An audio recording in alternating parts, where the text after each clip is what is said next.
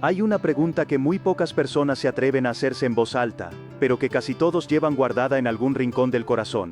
¿Qué hago con el dolor que alguien más me causó? ¿Qué hago con esa herida que todavía duele aunque hayan pasado meses o años? ¿Qué hago con esa persona que me traicionó, que me humilló, que me abandonó cuando más la necesitaba? Y lo más incómodo de todo es que muchas veces esa persona ni siquiera lo sabe. Sigue viviendo su vida, sonriendo, avanzando, mientras tú cargas con algo que ella dejó dentro de ti sin pedirte permiso. Y entonces aparece una palabra que todos conocen, que todos dicen entender, pero que muy pocos han logrado practicar de verdad. Una palabra que suena simple, pero que en la práctica puede sentirse como una de las cosas más difíciles que un ser humano puede hacer. Esa palabra es perdón. Hoy queremos explorar juntos algo que Jesús enseñó con una profundidad que todavía, siglos después, sigue siendo difícil de digerir. Porque Él no habló del perdón como una sugerencia amable, ni como un consejo espiritual opcional. Lo presentó como una necesidad profunda, como una llave, como el único camino hacia una libertad que de otra manera es imposible alcanzar. Y lo más sorprendente, es que cuando uno entiende de verdad lo que el perdón significa, se da cuenta de que no tiene tanto que ver con la otra persona como uno pensaba. Tiene todo que ver contigo. Hay una escena en los evangelios que muchas personas conocen, al menos de forma superficial. Pedro, uno de los discípulos más cercanos a Jesús, se acerca a él con una pregunta que en su tiempo debía parecer bastante generosa. Le dice algo así: Señor, ¿cuántas veces debo perdonar a mi hermano cuando peca contra mí?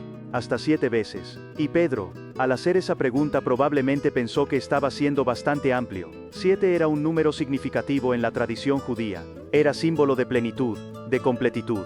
7 veces perdonar a alguien que te hiere parecía, en aquel contexto, una respuesta casi heroica. Pero Jesús no hace una pausa para felicitarlo. No dice: «Qué noble de tu parte, Pedro». Al contrario, responde con algo que debió sonar casi absurdo: «No te digo hasta 7, sino hasta 70 veces 7. Y si haces la cuenta, son 490 veces. Pero Jesús no estaba hablando de llevar un registro y parar en 491. Estaba hablando de algo mucho más radical. Estaba diciendo, en esencia, que el perdón no tiene un límite numérico, que no es una cuota que se llena y se cierra, que es una disposición del corazón, una forma de vivir, no una transacción que se completa.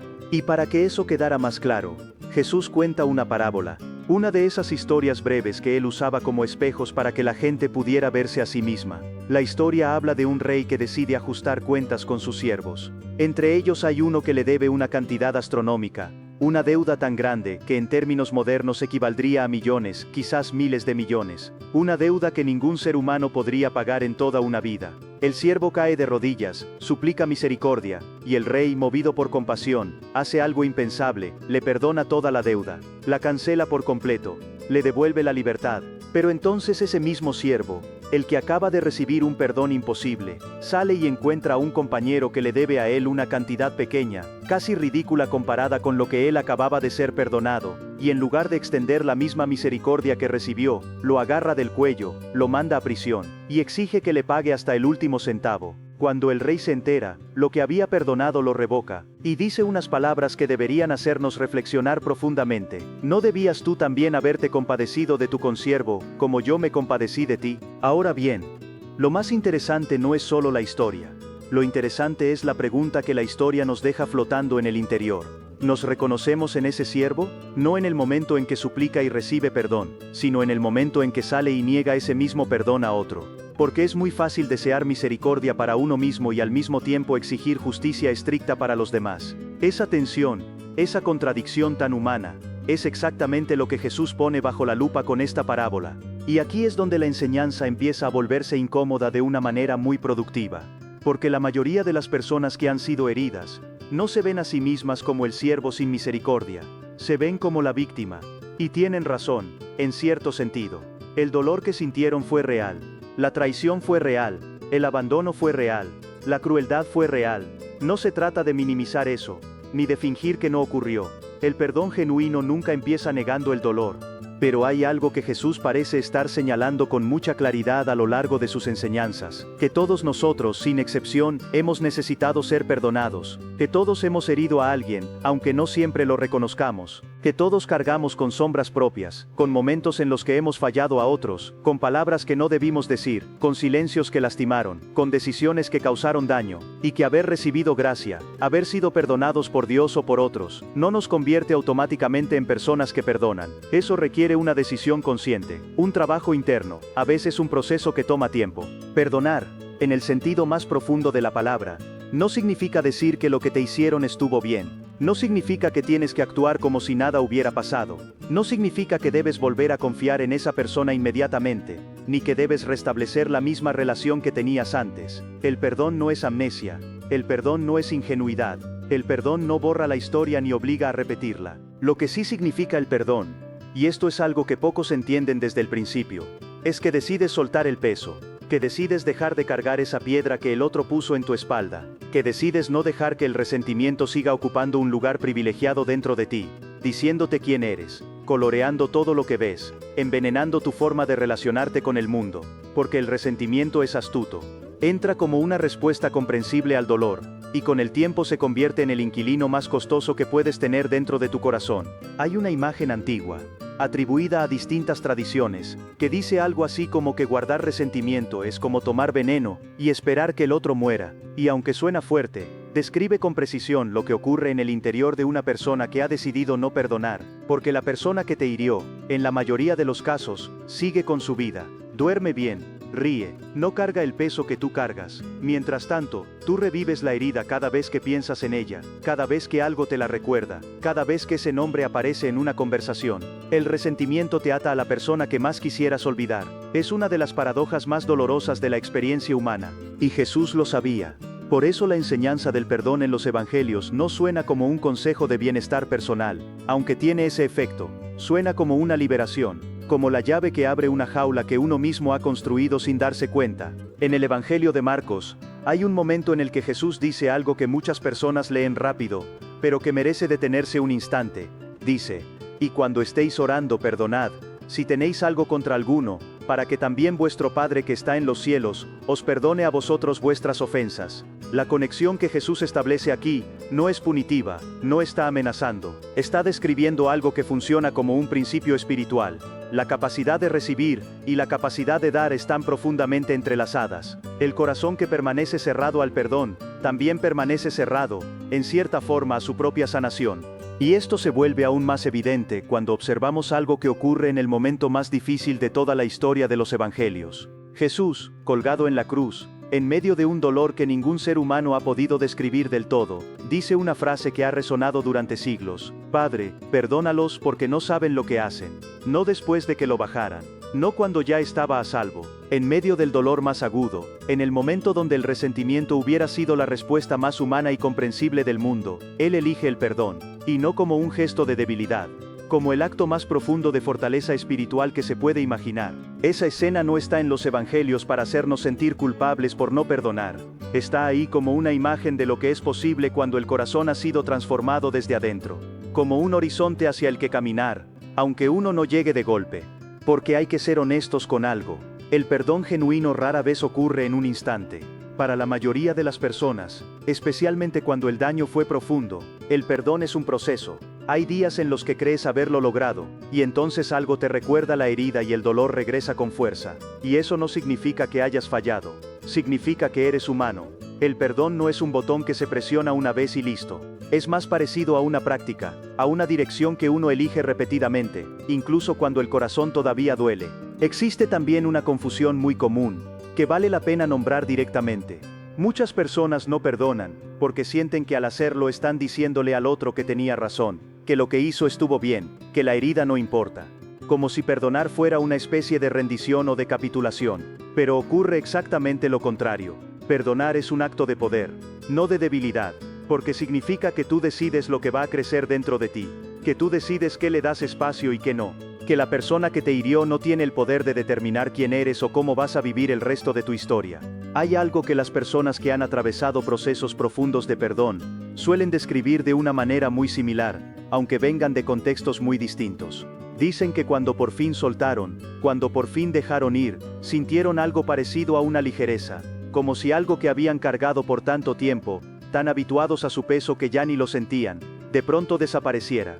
y en ese espacio que antes ocupaba el resentimiento, comenzó a crecer algo nuevo. No necesariamente amor por esa persona, no necesariamente cercanía, pero sí paz. Una paz que no depende de que el otro cambie, de que pida disculpas, de que reconozca lo que hizo. Una paz que viene de adentro, porque viene de una decisión libre. Y esto conecta con algo que Jesús enseñó de distintas maneras a lo largo de su ministerio.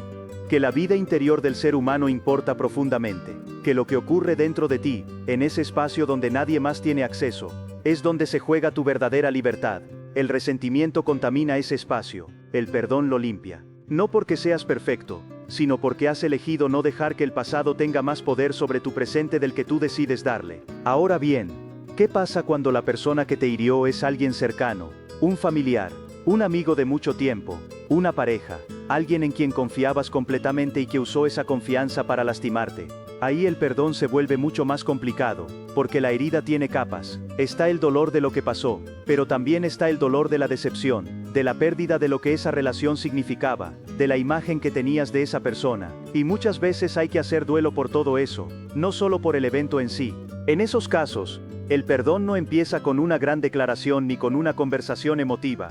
A veces empieza con algo más pequeño y más honesto, con una decisión interior de no dejar que esa persona ocupe más espacio del que merece dentro de ti, con una oración silenciosa donde le dices a Dios: yo solo no puedo soltar esto, ayúdame, porque hay heridas que son demasiado grandes para el esfuerzo humano solo, y la tradición espiritual que viene en los evangelios reconoce eso, el perdón sobrenatural, el que viene de un lugar más profundo que la voluntad propia, es posible cuando uno lo pide con honestidad. Y aquí aparece algo que quizás es lo más liberador de toda esta enseñanza. El perdón no depende de que el otro lo merezca, no depende de que pida disculpas, no depende de que entienda el daño que causó, no depende de que cambie, depende únicamente de tu decisión. Y eso, que a primera vista puede parecer injusto, es en realidad lo que te devuelve el poder. Porque si el perdón dependiera del otro, estarías esperando para siempre algo que quizás nunca llegue. Pero si el perdón depende de ti, entonces tú tienes la llave. Tú puedes abrir la puerta cuando estés listo, y esa puerta abre hacia tu propia libertad. Hay personas que cargan heridas de décadas, 30 años de resentimiento hacia un padre que no supo estar, 20 años de amargura hacia un hermano que los traicionó, 15 años de dolor por una amistad que terminó de la peor manera. Y cuando uno los observa, no ve a personas que hayan castigado a quien los hirió, ve a personas que se han castigado a sí mismas, que han pagado un precio altísimo por mantener viva una herida que ya no tiene razón de seguir abierta. El otro ya siguió adelante, el pasado ya no se puede cambiar, lo único que se puede cambiar es lo que tú decides hacer con él. Esto no significa que sea fácil, nadie que haya perdonado algo verdaderamente difícil diría que fue sencillo, pero sí significa que es posible, y que vale la pena intentarlo, no por el otro, por ti, por tu paz, por la persona que puedes llegar a ser cuando ya no estás cargando lo que no te corresponde. Y la vida moderna tiene una manera particular de complicar todo esto. Vivimos en una cultura donde el resentimiento a veces se celebra, donde no perdonar se presenta como una señal de dignidad, de autorrespeto, de que uno no se deja, donde el cortar a alguien se presenta como el mayor acto de autoprotección. Y hay momentos en que poner límites es absolutamente necesario y saludable, pero hay una diferencia importante entre poner un límite desde un lugar de paz, y huir de alguien desde un lugar de herida sin resolver. El primero te libera, el segundo te sigue encadenando a esa historia, aunque ya no veas a esa persona. Las redes sociales también tienen su parte en esto. Es muy fácil revivir agravios, comparar, sentir que el otro está prosperando mientras tú sufres, y alimentar el resentimiento sin siquiera darte cuenta. La pantalla se convierte en un escaparate del dolor ajeno, que uno usa para medir el propio. Y eso no sana nada, solo profundiza la herida. La enseñanza de Jesús, en cambio, apunta hacia adentro, no hacia afuera. No te dice qué hacer con el otro, te dice qué hacer contigo, con tu interior, con ese espacio donde el resentimiento ha echado raíces. Y la propuesta es radical, arrancarlo de raíz, no para ignorar lo que pasó, sino para que lo que pasó no te siga definiendo. Hay algo que ocurre cuando uno perdona de verdad, no solo de palabras sino desde lo más profundo, que es difícil de describir con exactitud, pero que muchas personas reconocen cuando lo experimentan. Es como si por primera vez en mucho tiempo pudieras respirar con plena libertad, como si un peso que llevabas tan integrado en tu cuerpo que ya formaba parte de ti, de repente ya no estuviera. Y en ese espacio abierto comienza a crecer algo nuevo, compasión, incluso hacia quien te hirió. No porque lo que hizo estuviera bien, sino porque puedes ver, desde esa distancia nueva, que las personas que hieren a otras generalmente lo hacen desde sus propias heridas, que el daño que te causaron venía de algún lugar oscuro dentro de ellas, que su crueldad, su abandono, su traición, también tenía una raíz, y eso no los justifica, pero te permite verlos como seres humanos incompletos, igual que tú, igual que todos, en lugar de verlos como monstruos de los que debes protegerte para siempre. Y ahí ocurre algo hermoso. Cuando dejas de ver al otro como el enemigo, y empiezas a verlo como alguien que también tiene sus propias batallas, el resentimiento pierde su combustible. Ya no tiene nada que alimentarlo, y tú quedas libre. Jesús, cuando habló del perdón, no lo presentó como algo que se hace para sentirse bien consigo mismo ni como una práctica espiritual de bienestar. Lo presentó como el corazón mismo de una vida orientada hacia lo verdadero. Porque una persona que no puede perdonar, es una persona que vive atrapada en el pasado, y una persona que vive atrapada en el pasado no puede estar plenamente presente en el ahora. No puede amar bien en el presente porque la herida de ayer contamina todo. No puede ver con claridad, porque el filtro del resentimiento distorsiona lo que percibe. El perdón es, en ese sentido, un acto de presencia. Un acto de elección de vivir aquí, ahora libre, no anclado a algo que ya ocurrió y que no puede cambiar. Es una forma de decir, lo que pasó, pasó, pero yo elijo lo que pasa dentro de mí a partir de ahora. Y para quienes encuentran todo esto demasiado difícil de realizar solos, para quienes sienten que la herida es demasiado profunda para manejarla desde la sola fuerza de voluntad, hay algo que los evangelios también ofrecen con mucha claridad: la posibilidad de pedirle a Dios que haga en ti lo que tú solo no puedes hacer, no porque seas débil, sino porque algunos pesos son demasiado grandes para cargarlos sin ayuda. Y la misma gracia que Dios extiende hacia ti, esa misericordia que cancela lo que no mereces, puede ser también la fuente de la que bebas para extender esa misma gracia hacia otro. Esa es quizás la enseñanza más profunda de la parábola del siervo. No que debas perdonar por obligación, sino que cuando te das cuenta de lo que tú mismo has recibido, de la gracia que ha sido derramada sobre tu vida, el perdón hacia otros se vuelve no un esfuerzo heroico, sino una consecuencia natural de haber entendido algo fundamental sobre quién eres, y desde dónde vives. El perdón es el lenguaje de los que han sido transformados por dentro. Es la evidencia de que algo ha cambiado en lo profundo. Es la señal más clara de que ya no vives desde el miedo, desde la herida, desde la necesidad de protegerte del pasado, sino que vives desde un lugar más amplio, más libre, más parecido a lo que Jesús describía cuando hablaba del reino de los cielos, un lugar interno donde la paz no depende de las circunstancias externas, donde el amor no está condicionado a que el otro se lo merezca, donde la libertad no viene de que todo salga bien, sino de haber soltado lo que te mantenía atado. Y eso es lo que te espera al otro lado del perdón.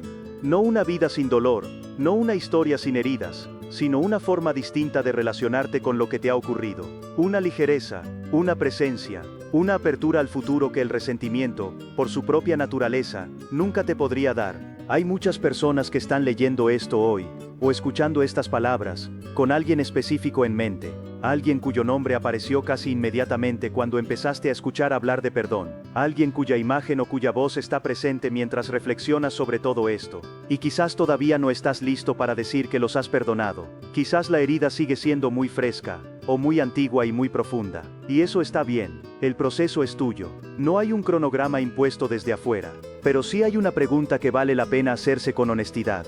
¿Estás dispuesto a empezar? ¿Estás dispuesto a dar el primer paso aunque sea pequeño, aunque no sepas cómo continúa? Porque el perdón, como casi todo lo que importa en la vida interior, no empieza cuando ya se siente fácil. Empieza cuando se toma la decisión de intentarlo, aunque todo por dentro diga que no puede. Y si hay algo que la enseñanza de Jesús deja claro a lo largo de todos los evangelios, es que el corazón humano tiene una capacidad de sanación que va mucho más allá de lo que uno puede imaginar desde el lugar del dolor. Que hay una gracia disponible para los que la piden, que los que están cargados pueden encontrar descanso, que las heridas más profundas no tienen por qué ser las últimas palabras de tu historia. El perdón no es el final del camino, es el comienzo de uno nuevo. Y ahora, para cerrar esta reflexión de una manera que tenga peso en tu vida concreta, llegamos a lo que llamamos la misión de hoy. Hoy la misión es una sola, y es tan simple como puede parecer difícil. Antes de que termine este día, siéntate en un momento de silencio, y trae a tu mente el nombre o el rostro de esa persona que te ha herido, y a quien todavía no has podido perdonar. No hace falta que sea una persona cercana, puede ser alguien de hace mucho tiempo, Puede ser alguien con quien ya no tienes contacto. Puede ser incluso alguien que ya no está en este mundo. Cuando tengas ese nombre o ese rostro presente, no te pido que declares en voz alta que los has perdonado si todavía no lo sientes así. Te pido algo más pequeño y más honesto que eso. Te pido que digas, en silencio o en voz baja, algo como esto: no quiero seguir cargando esto. Estoy dispuesto a comenzar a soltar. Eso es todo. No una resolución perfecta. No una emoción que quizás todavía no tienes. Solo una disposición sincera de empezar. Y si puedes, escribe en algún lugar.